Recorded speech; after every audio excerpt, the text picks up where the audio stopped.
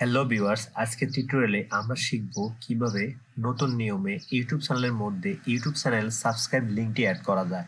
So let's get started.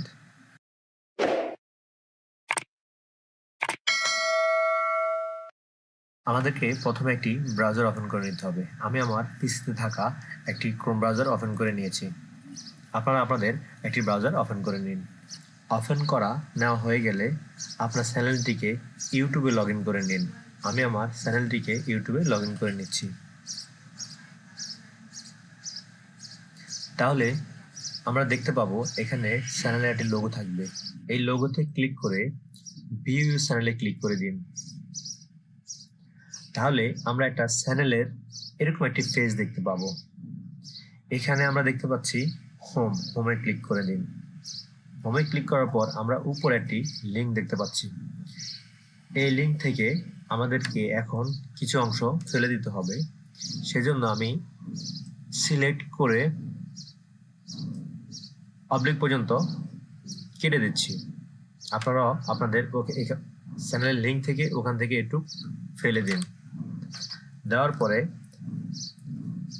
এখানে একটি প্রশ্নবোধক চিহ্ন দিন। প্রশ্নবোধক দেওয়ার পরে এখানে SUB sub underscore confirmation equal to 1 লিখে দিন। লেখা হয়ে গেলে এটাকে কিবোর্ড থেকে Ctrl+A দিয়ে সিলেক্ট করে নিন। সিলেক্ট করার পর Ctrl+C দিয়ে কপি করে নিন। কপি করা হয়ে গেলে নিচে দেখতে পাচ্ছেন এই যে কাস্টমাইজ চ্যানেল, এখানে ক্লিক করে দিন।